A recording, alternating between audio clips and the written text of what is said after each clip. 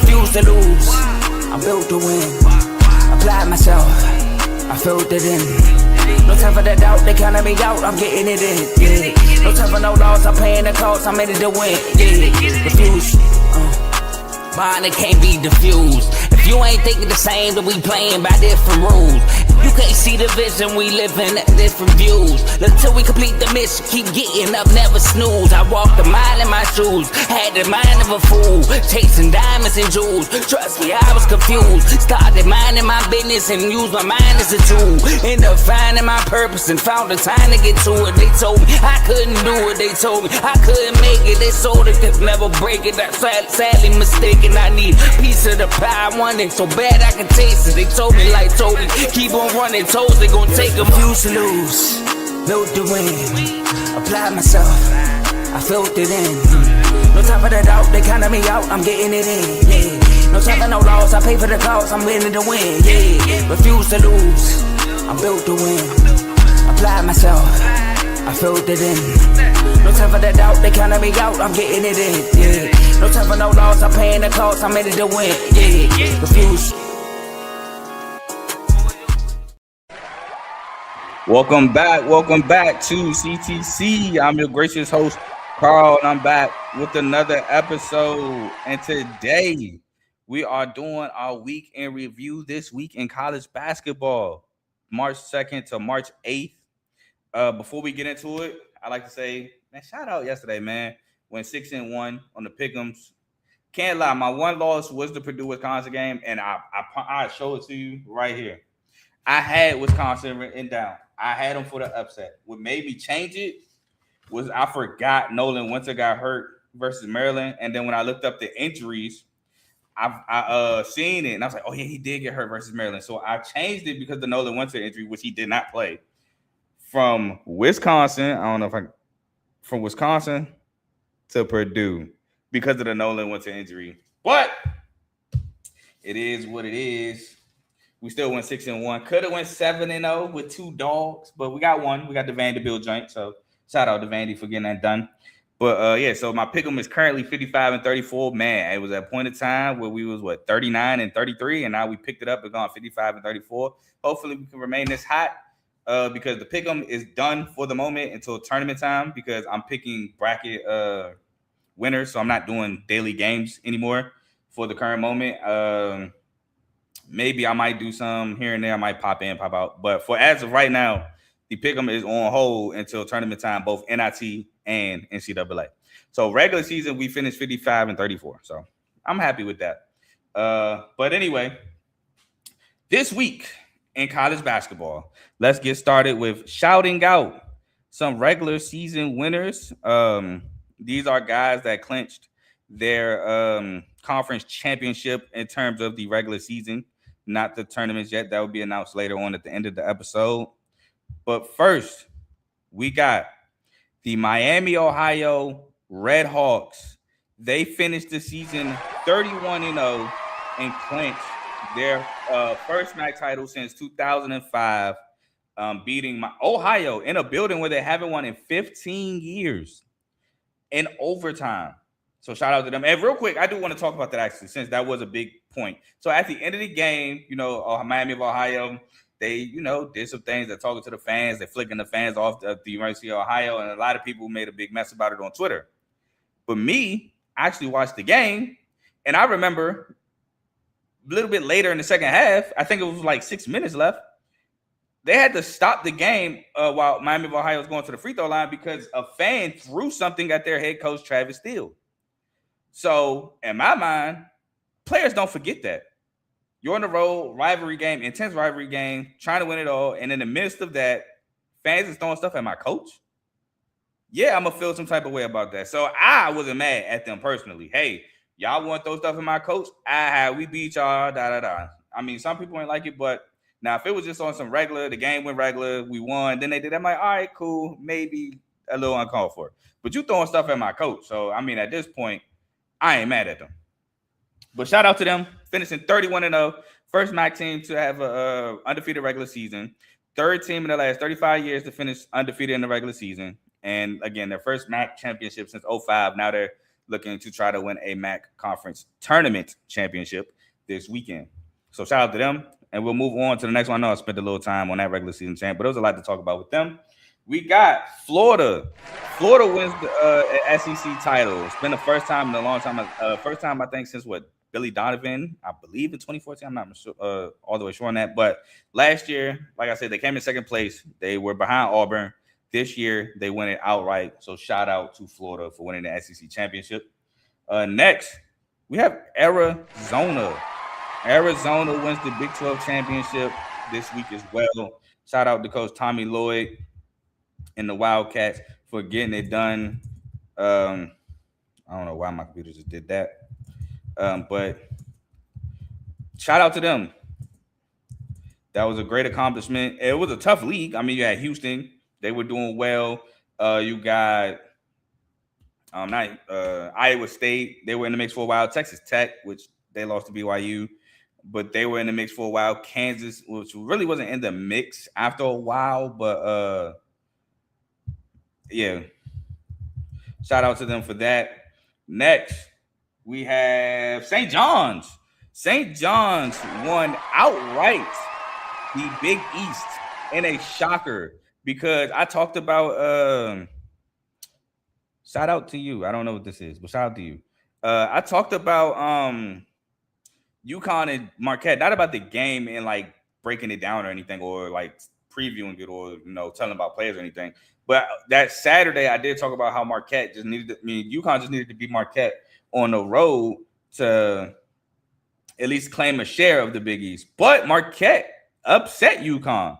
So St. John's won it outright. Yeah, and I was right. The last time the Florida Gators won the SEC title in the regular season was 2014. So I was right about that.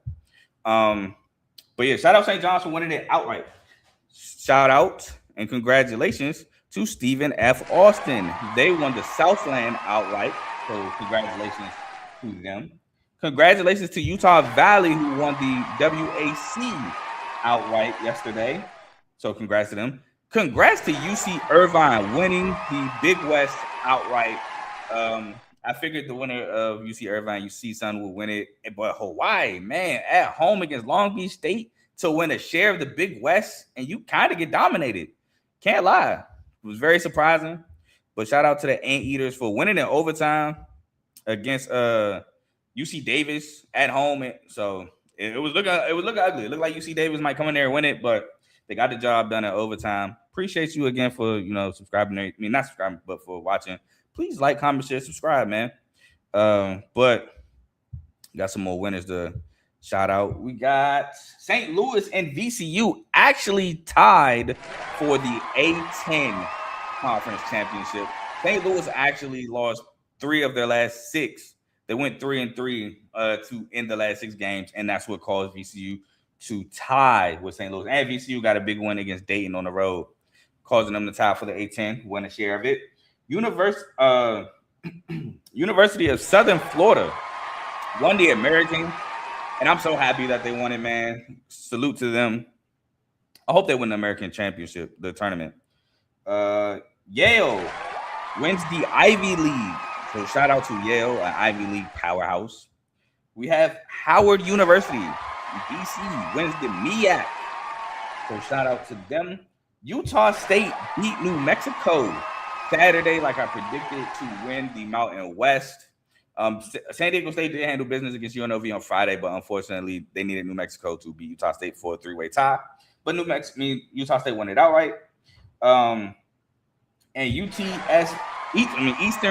Tennessee State University, my lord, won the SoCon championship. And they actually narrowly escaped, which I feel like I announced that they won it before, so I might have been talking about this twice, but they just narrowly escaped Western Carolina to advance to the SoCon championship. I think they take on Furman. Yeah, they take on Furman. They take on Furman, who beat UNC Greensboro by 6 in regulation, which that game was UC Greensboro had them in the first half and midway through the second half, but Furman came back. But those are all your regular season championship winners. Now, we got some other storylines here. Auburn needed to, I think they needed to win just to be considered. the Iron Bowl against Alabama on the road, but they got dominated. Alabama won the Iron Bowl. They ended up winning by 12, but they were up a ton throughout the entirety of the game. To me, again, I haven't short about this, but Auburn is out. Just because you beat LSU early in the week with the way you've been playing lately doesn't mean you're in. I'm sorry. I'm out on Auburn. Auburn will have to, at this point, win the SEC championship, the title, SEC tournament championship, in my opinion, to be in the big dance, which they won't. But that's how it is for me. Tennessee loses at home to Vanderbilt. Vandy won at Rocky Top for the first time since 2017. And again, I think the Nate Amen. Well, I will say I think the Nate Amen injury obviously has something to do with it, but Amari Evans had a big game. So he did have a big game, but Vandy just came and got it done.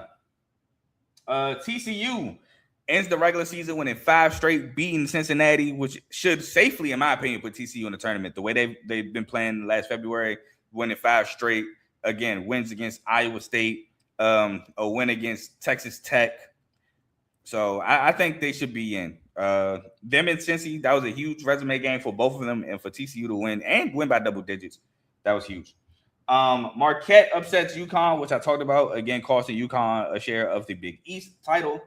And Louisville actually did 2 things that they could not do this year, very effectively, I should say. They won on the road against a ranked Miami Hurricanes with no Michael Brown. So shout out to them for that, getting that done. That was a big, big win for them to end the season. NC State ends the season losing 6 of their last 7 games, and now their NCAA tournament resume is in question. Now, is it as in question as Auburn? No, but it is starting to be in question, and I think rightfully so. To be honest, Wisconsin upsets Purdue on senior night. Talked about that already. Ohio State blows out Indiana. I had Ohio State winning that game on senior night, and they blow out Indiana. I think, honestly, the way Ohio State's been playing down the stretch, they should be in the tournament. And I would love to see Bruce Thornton and John Mobley in the tournament, getting buckets, causing havoc for teams. I think that this should help them get in. They should be in over Auburn. I say that. Definitely say that. And like I said, BYU upsets Texas Tech on senior night to get the job done there. And lastly, Oklahoma wins the Red River rivalry against Texas. For those who don't know what that is. And they end the year on a 4-game win streak. So I don't think Oklahoma should go dancing, in my opinion. But they're ending the season hot. They're going to play early in the SEC tournament. Can they win a couple games in the SEC tournament? Maybe sway some judges, voters, whatever you call them. But they definitely did that there. So shout out to Oklahoma for that. Now, we are going to talk about some people that punched their tickets, because we do have some tickets punched. And we're going to first start with the first team to punch their ticket. Winners, well, they didn't win the NEC Conference Tournament Championship yet. They actually played for that, I believe, on Wednesday. But Mercyhurst beat Stonehill, and Mercyhurst is ineligible to make the NCAA tournament due to just transferring up, which I think if they're not eligible to make the tournament, they shouldn't be in the tournament, because like that sucks for those kids to go through the tournament, win it. And yeah, you get the ring, you get the championship for winning that tournament, but you don't get the ultimate goal, which is to go compete in a 68-man battle royale or gauntlet to see who holds up the trophy at the end. Is if they win, if Mercyhurst beats LIU, does Mercyhurst win it all? No, but at least they get to watch. They get to play on national television in front of millions of people. And big dance, that's something you'll never forget for the rest of your life. And because of a stupid rule, they could win on Wednesday, and it still won't happen for those seniors. So I'm disappointed in that rule. I've been talking about it for a while. Again, I've always bring up the Bellarmine or Bellarmine situation where they won. I want to say they beat Eastern Kentucky in the ASUN and won the ASUN tournament or whatever. I want to say that's the ASUN tournament, and they couldn't go. And they haven't been to a conference tournament championship since. Haven't won it, so it sucks for that rule. I hate that rule. I really do. I know hate is a strong word, but I do hate that rule. If you're playing a D1 schedule, if you're in a D1 conference, if you can compete in a D1 conference tournament, you should be able, off bucks, and that's in football too, to compete for a bowl game in football, a conference championship in football, or to compete in the big dance in college basketball. But LIU has So when they beat dang, I can't even remember who they beat. But when they won the semifinal game, I think it was Wagner. Yeah, when they beat Wagner, they punched their ticket to the big dance. So shout out LIU, who is my conference tournament pick, one of the ones that made it. Because man, my conference tournament picks been getting knocked out in crazy ways, whether it's a blowout or a 3-point shot against the buzzer where the clock didn't start on time. Anyway, we'll move forward. Next, Tennessee State. Tennessee State is the Ohio Valley Conference champions and tournament champs. So back, they won both of those. First time since 1994-95. Shout out head coach Nolan Smith. I said when I was picking the Ohio Valley Conference that I wanted to go with Tennessee State. I love the story. Nolan Smith is from the crib. They're hot. They won 4 games, but I went with the hotter team in Morehead State, who won 7 games straight at the time, including beating Tennessee State in that 7-game streak. And man, did Tennessee State come out ready to ball in the finals? They look like, yeah, y'all beat us, but we want to get back. And they blew them out. So congratulations to Tennessee State. Great win. And they got 2 guys that can really go. And they got bruh from Georgetown. I forgot his name already. I think it's Deontay Harris. Something like that. But he played at Georgetown. This is last year at Tennessee State. I hate that I forgot his first name. I got to look it up now because I feel like that's disrespectful. I got to get his name right. But I know he played at Georgetown. I liked him at Georgetown. But yeah, shout out to them for that. Shout out Coach Nolan Smith. And I'm loving the history being made this year, man. Because again, Tennessee State made history with winning the conference championship and winning the conference tournament championship. So definitely love to see that. And Harris actually won, from what I saw, he won tournament MVP, which to me was kind of crazy. Because is it Deontay? Dante Harris, not Deontay. Dante Harris. But anyway, we'll move on. High Point, which is one of the ones I got right again, which very few, nonetheless. High Point wins the Big South Conference Tournament Championship and the Conference Championship as they beat Winthrop by double digits in the final game. Shout out Terry Anderson and Cameron Fletcher, Rob Martin, and the High Point team for getting it done. This will be the back-to-back years that they've made the big dance. Queens University. They beat my pick, Central Arkansas, in the A-Sun tournament. Cam Hunter, for my Central Arkansas pick, had 49. He finished with 49, hit a garbage 3 at the buzzer, but he still finished with 49 points. But Chris Ashby, the Queens, finished with 34 to kind of counteract that. Before the overtime started, I wanted Cam. I'm not gonna lie. I wanted Cam Hunter to go for the win. I wanted him to go aim for the 3. I wanted him to take the 3 ball, win or lose. We win or lose on my shoulders. But he got the layup to force OT, and they just can't get it done at OT. And the last team, premature. The last team to punch their ticket to the big dance happened tonight. They beat North Dakota, North Dakota beat my pick, St. Thomas, the Tommies, because Austin Hero threw the ball away after driving to the lane and not knowing what to do with the rock. I'm still mad at Austin Hero for that. I wanted my pick to be right. But North Dakota State gets the job done, and they're going back to the NCAA tournament, winning the Summit League final. And to be honest, they kind of was in control of this game from start to finish. Now, it was close throughout the first half, but then they started pulling away. It was up double digits. North Dakota tried to make a run at the end, but North Dakota State pulled away again, and they are now Summit League tournament champs and Summit League regular season champs. So those are the 5 teams that are going dancing through the automatic qualifier so far. I think we have the Sun Belt final championship game tomorrow. Let's see. Do we have the Sun Belt? We have the SoCon championship tomorrow. So Furman and ETSU. We have the Sun Belt tomorrow. Shout out, and I know this isn't it's not over yet. But shout out Georgia Southern, man. Georgia Southern is advanced to the Sun Belt championship game, winning 5 straight games to do so.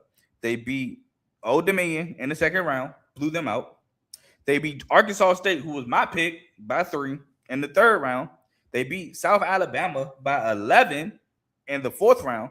They beat Coastal, blew them out in the quarterfinal yesterday, and tonight they beat Marshall by 4 in the semi. So 5 straight games to advance to the final, where they will take on the Troy Trojans, who was the Sun Belt champions in the regular season and the 1 seed into the tournament. They had one game which Troy absolutely beat Southern Miss, but that should be a game, man, because Georgia Southern is hot.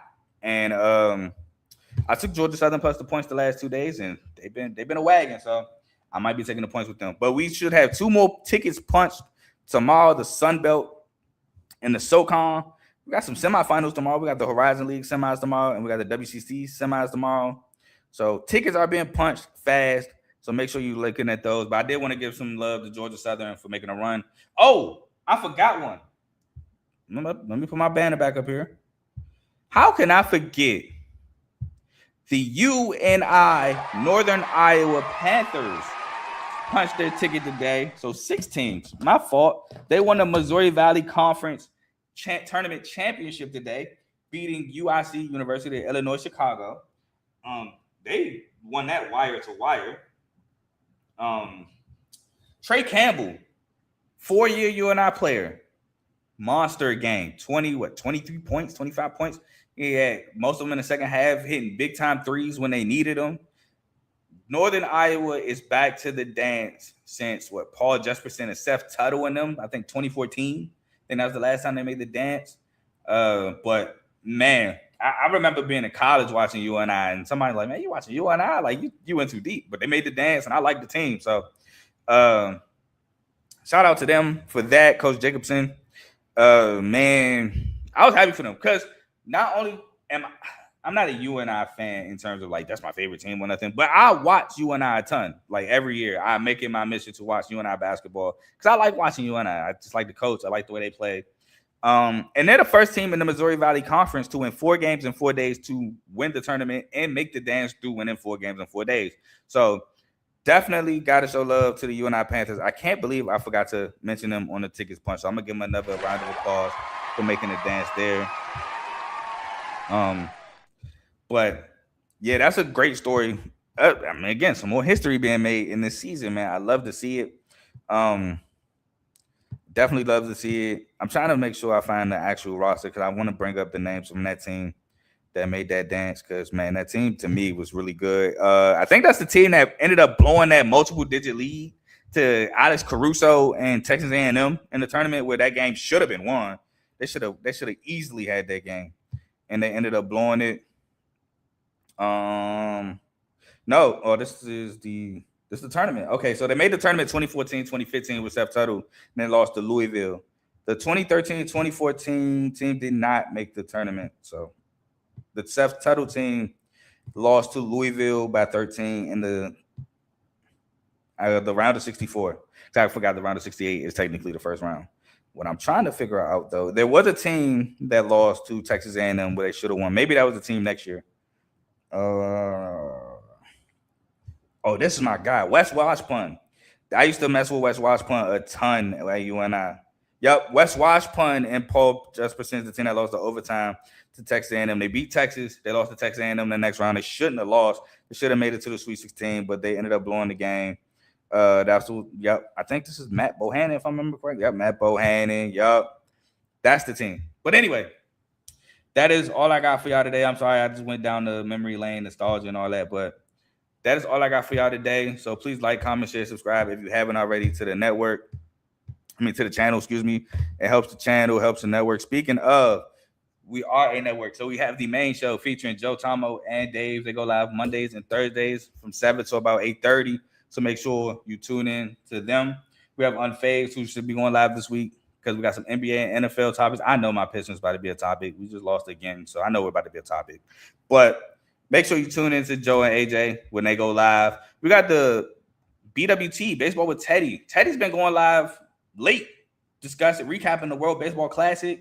Man, I've been feeling like I'm part Japanese watching the World Baseball Classic. I'm watching my guy, Shohei Ohtani. He ain't get a home run for me against Australia, but he hit back-to-back bombs and back-to-back 5 o'clock mornings.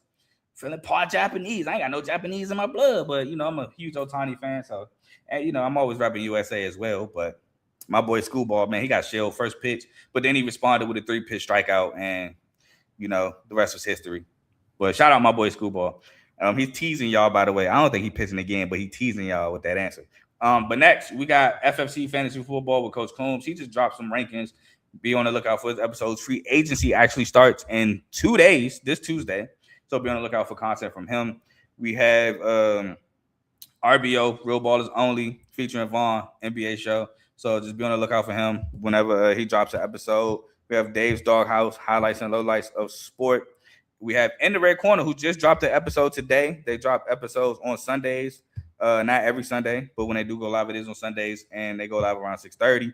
Like I said, they just dropped the episode, so make sure you check that out. It's for all boxing episodes, for all your boxing needs. That's featuring Ty, Ricky, and Tomo. And last but not least, we have Zero Sports Talk with Griffey. Again, don't know the specifics of his channel. Just be on the lookout for episodes, and when they drop, just check them out. And like, comment, share, subscribe to those shows as well. And if you like what you're listening to, stick with us. But with that being said, I'm going to be back tomorrow for sure, because I got to make my tournament pick part 2 for all the tournaments that start this week. So they start Monday. So I think I picked 13. I think it's 31. So I think I got 18 more left to go, something around that. But I'll have my tournament picks and my reason why that drops tomorrow. And then I think after tomorrow, I'm done until Selection Sunday show, because, again, there's no individual games beyond the tournaments. The regular season is over. So I'm going to make my picks, see what they do, and then we'll have our Selection Sunday show featuring a special guest.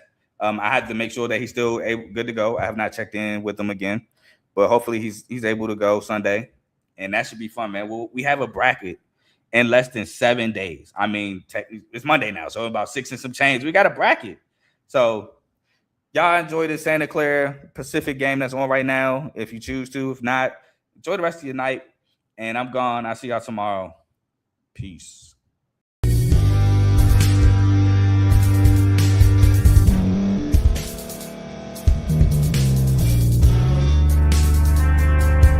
Thank you for staying to the end. If you're watching this on YouTube, please like this video, subscribe, and also hit that notification button so you can be notified next time we put out a video. If you're listening on any podcast platform, subscribe and hit that notification button, y'all, so you can be notified we put out another podcast audio. And last but not least, hit that share button. No matter what you're listening to or watching it, hit that share button and send it to somebody that you know that would love to watch this episode you just listened to. So once again, thank you for staying to the end, and we'll see y'all in the next episode.